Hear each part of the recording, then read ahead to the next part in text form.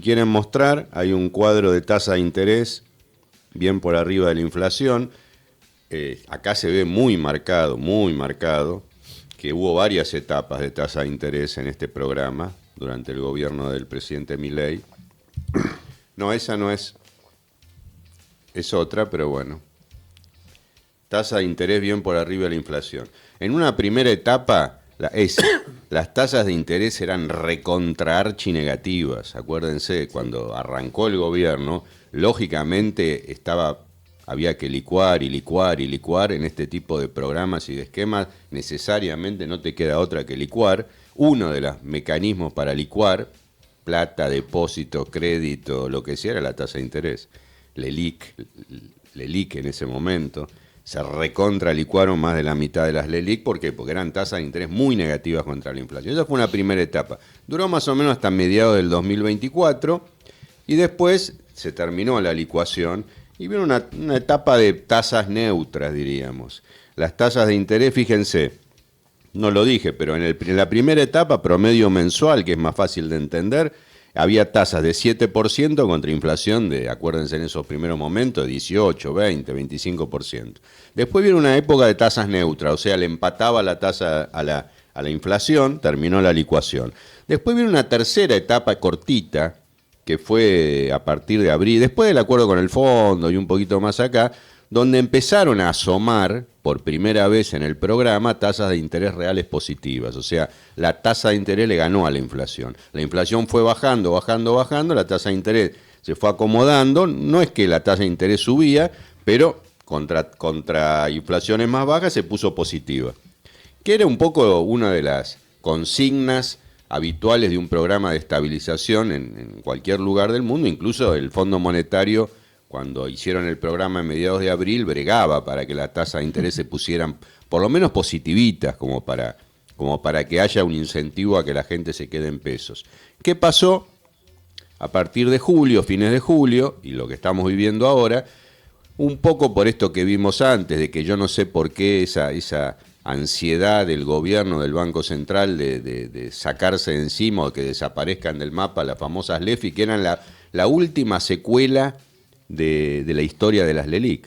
Las LEFI eran el residuo de lo que habían sido las LELIQ, esos pasivos remunerados del Banco Central, que un poco se licuó, un poco se desarmó emitiendo y un poco quedó en LEFI. Que ese era el instrumento típico diario del día a día, del minuto a minuto, de cómo los bancos iban más o menos empardando u operando, equilibrando su liquidez. Eran títulos del gobierno, pero que manejaba el Banco Central con los bancos. Y de golpe, bueno, se decidió sacar las LEF y transformarlas en LECAP, como para que no quedara más ningún indicio de deuda remunerada del Banco Central, ni siquiera en el nombre. Todo quedó en cabeza del gobierno del Tesoro, y que el Tesoro maneje la liquidez diaria de los bancos, o que los bancos las manejen solo con instrumento del Tesoro, no cayó del todo bien, y bueno, ahí se armó toda esta historia. Y en el medio empezó a drenar el tema cambiario, que no tuvo que ver con que sobraban muchos pesos, porque acuérdense que nosotros en muchos programas acá siempre hablábamos de que esta economía todavía no estaba del todo monetizada. Dada esa licuación inicial del programa, nosotros dijimos, se licuó tanta plata, que no había tanta plata. Incluso el mismo gobierno muchas veces explica en sus fundamentos, y el mismo Banco Central hasta hace un mes, 2 meses, monetizaba. O sea, emitía plata, no al gobierno, no para financiar el déficit fiscal, pero emitió plata para fomentar el crédito, y emitía plata por arriba de la inflación, la economía se monetizaba y la economía y la actividad reactivaba. Ese fue el circuito. El tema es qué pasa ahora. De golpe, con esta operación que no salió bien, con el tipo de cambio que empezó a subir, el Banco Central dispuso frenar la monetización y se vino a la inversa, la seca. Y entonces estamos ahora... Subir encajes, etcétera, etcétera. Estamos con tasas de interés mensuales del orden del 4%, cuando la inflación es 1,5, 1,6, 1,7. O sea, tasas más altas, pero recontra altísimas. Si vos eso lo anualizás, bueno, son tasas muy altas, muy altas. Eso tiene 2 problemas. Problema número 1, el crédito y la actividad, que ahora voy a mostrar un gráfico que es elocuente. Problema número 2, el propio gobierno se se mete en una trampa. ¿Por qué? Porque el gobierno más fiscalista de la historia argentina y el gobierno más superavitario fiscalmente de la historia argentina, con tasas de interés tan altas, tiene que salir a renovar su deuda y a pagar tasas tan altas que sube el déficit fiscal.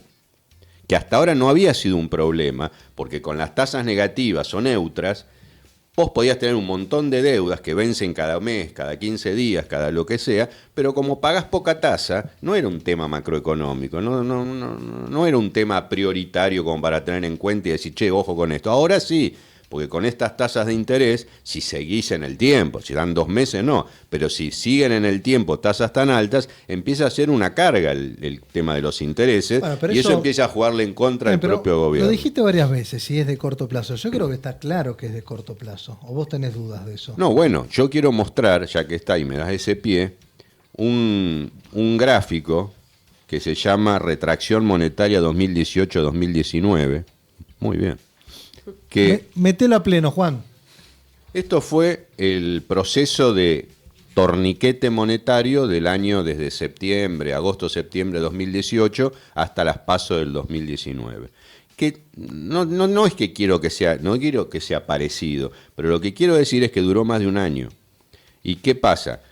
Todo esto empezó con el programa con el Fondo Monetario, el salvataje financiero y el programa, el fondo nos dio ahí 45.000 millones de dólares, ¿a cambio de qué? A cambio de un ajuste recontra ortodoxo que todo el mundo pensaba en ese momento, que como vos decís, eso no puede durar mucho tiempo, porque secar la economía de la manera en que se secó es insostenible. Está bien, el dólar se calmó durante varios meses. Durante varios meses aquel dólar que había saltado de 20 pesos a 40 pesos previo al acuerdo con el fondo, se quedó en 40 y pico de pesos hasta las PASO. Tal vez, Pablo, la diferencia con respecto a esta situación es que la tarea, si querés, dura, no se había hecho en ese momento. Y la macro la tenías con déficit. Tenías, de memoria, eran como 35.000 palos anuales de déficit en la cuenta corriente y la macro no estaba ajustada, las tarifas no estaban normalizadas y había quedado mucho de gradualismo para hacer después de las elecciones de medio término de 2017. Sí, es cierto que la macroeconomía estaba un poco más desordenada, pero no quiere decir de que el torniquete monetario no cumpla el mismo rol que lo podría haber cumplido en ese momento. ¿Y por qué? Vos fíjate, es por una cuestión de tiempo. Hoy, por más que tengas superávit fiscal primario, por más que lo tengas, y por más que tu sector externo está menos rojo que en aquel momento, ni bien vos fijate que la política monetaria reaccionó casi de la misma manera, y fíjate vos que en aquel momento, si volvemos al gráfico, el crédito al sector privado en esas épocas, 2016, 2017 especialmente, andaba re bien. Sí, ahí habían lanzado los UBA. Habían lanzado los UBA, pero además el crédito subía al 50% anual, llegó a subir al 50% anual con inflación de 25% anual. O sea, el crédito volaba hasta que vino la crisis y la corrida cambiaria de principio del 2018. Pero fíjense que después de muchos meses, no 3 meses, 2 meses, si ahora pasaran 2 meses así hasta la elección y después descomprime todo, no pasa nada. Ahora, en aquel momento, vos fijate que fueron muchos meses de política monetaria de seca y el crédito que subía al 50% anual en mayo del 18, al año y pico, en junio, julio del 19, crecía cero interanual. O sea, caída nominal del crédito hubo en ese momento. ¿Por qué? Y bueno, porque se cae y llega un momento que se cae el crédito. Yo no digo que ahora va a pasar eso, pero sí se va a desacelerar mucho. Sí, un mes no, 2 meses no. Claro. Pero si vos estás 6 meses así, el crédito va a tener un dibujo, el crecimiento del crédito, que ahora es muy fuerte, o venía siendo muy fuerte, que debe estar al 70, 80 anual en este momento. Ese que estaba al 50 y pico debe estar al 70, 70 y pico, y se va a empezar a desacelerar. Y cuando se desacelera el crédito, un pedazo de la economía lo va a sentir, y por eso fue mi recuerdo y mi enganche con el año que viene. Porque todos esperamos y aspiramos a que el año que viene sea otro año que sea un año de reactivación que empalme con el año de recuperación que tuvimos. Sería, después de mucho tiempo, un tercer año de un gobierno bueno.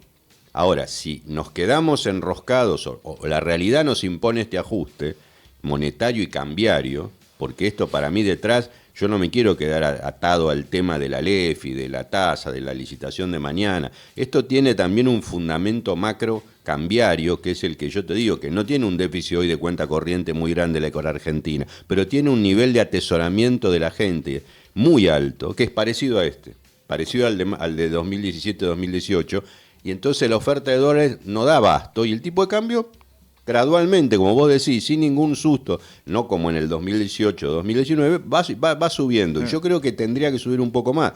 A mí no me convence de que ahora lo están bajando, porque justamente ya que lo lograron subir y que quede medio ahí, lo que pasa es que, claro, en estas... El tema es la banda superior. Sí, pero no necesariamente tendría por qué bajar. Si vos me decís, lo dejo en 1300 y pico, qué sé yo, y trato de mantenerlo ahí hasta la elección, y después veo cómo voy haciendo el ajuste, armando... Pero bueno, está dejando que opere libremente. No, bueno, pero con tasas de interés de 4 o 5% mensual, el mercado cambiario claramente está un poco influenciado por las tasas de interés tan altas. Ahora, tercer año, porque Argentina tiene un síndrome de tercer año, que alguna vez lo hemos visto acá. Ya van varios gobiernos que al tercer año medio como que se queda. No quiere decir que haya una... Bueno, a veces sí, pero no siempre es que hubo una crisis. Pero, por ejemplo, Cristina Fernández en el 2014 tuvo que devaluar, en enero. Mauricio Macri en el 2018 tuvo que venir el Fondo Monetario. Esa fue la más brava. Alberto Fernández en el 2022, después de la pandemia, la inflación se le fue a 100%. Y ahora viene Javier Milei.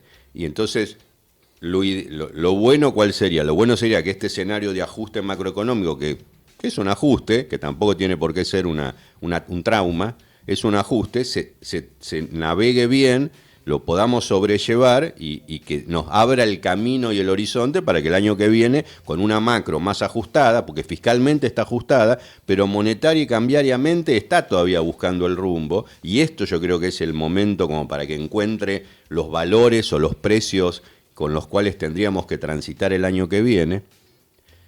Si logramos transitarlo y llegar el año que viene puede ser positivo. Ahora, si nos quedamos atrapados en este ajuste, lo que sí puede pasar, como le pasó, salvando las distancias a 2018, no digo una crisis financiera, pero puede ser que en este ajuste el nivel de actividad sufra, el consumo sufra y nos encontremos saliendo el verano, el año que viene, con la economía floja.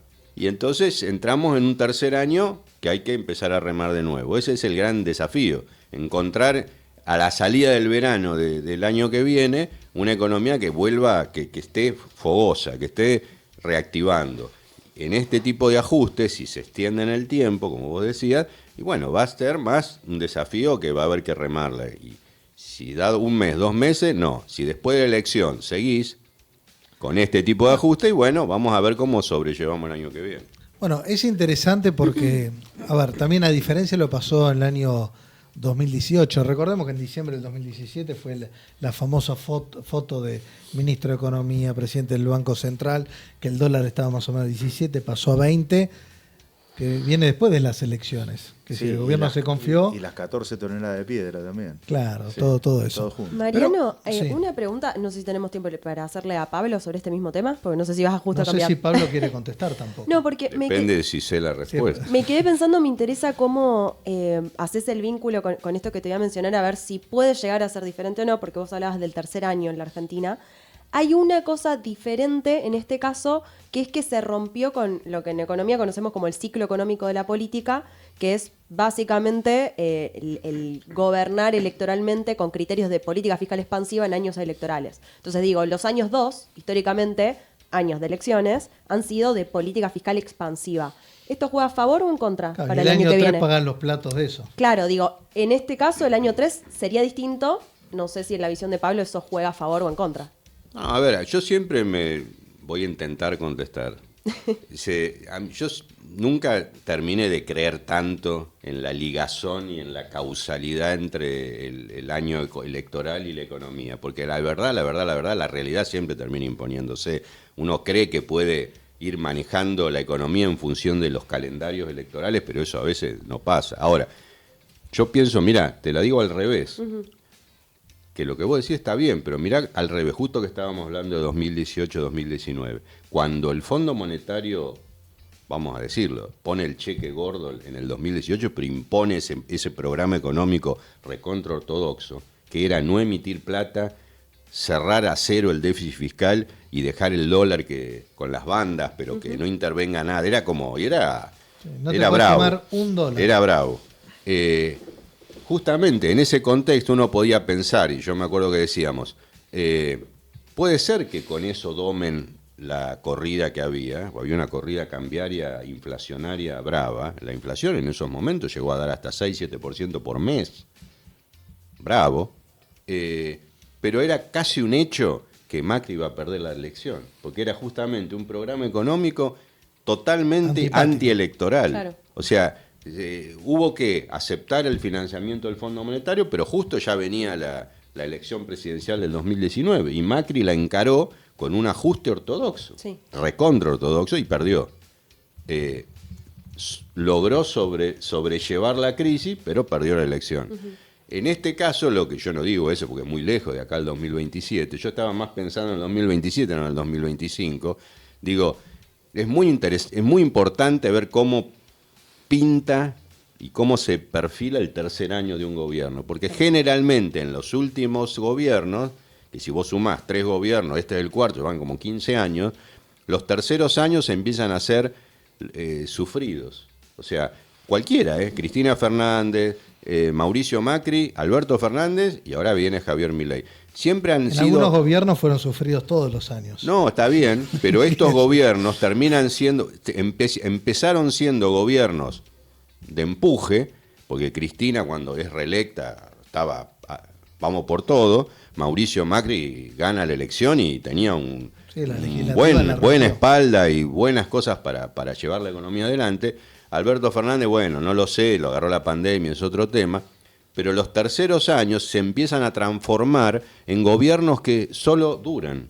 O sea, la segunda parte de esos mandatos fueron vamos a durar para llegar, porque incluso Cristina Fernández fue durar para llegar, Mauricio Macri fue durar para llegar y Alberto Fernández fue durar para llegar. El problema del tercer año siempre te condiciona que ya estás viendo las elecciones presidenciales. Pero por eso es muy importante ver cómo arranca y cómo encarás este tercer año. Este gobierno tiene ese gran desafío, el gran desafío de que el tercer año sea positivo. Tampoco vamos a decir que sea una bonanza extraordinaria, porque no lo va a ser, pero con que sea un año positivo y que el gobierno mantenga la iniciativa y la gestión y que los números sean buenos, es muy importante, sabiendo además que por ahora del otro lado, porque ni bien eso empieza a empalidecer o a deflecar, hoy que del otro lado de político no hay nada, porque la verdad, por ahora no hay nada, si vos empezás un poco a desflecarte con el paso del tiempo, ya en el tercer año, al final del tercer año se empiezan a rearmar y entonces después al cuarto año tenés que competir con alguien que está del otro lado.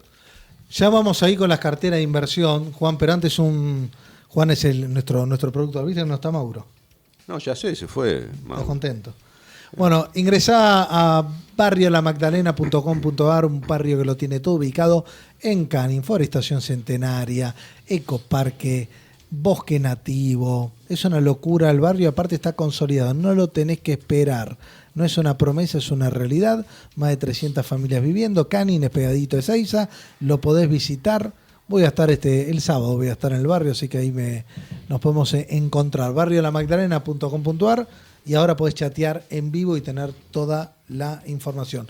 Recordá, podés comprar tu lote o construir tu casa con un crédito del Banco Ciudad. Te prestan hasta 130 millones, $100.000 a pagar en 10 años.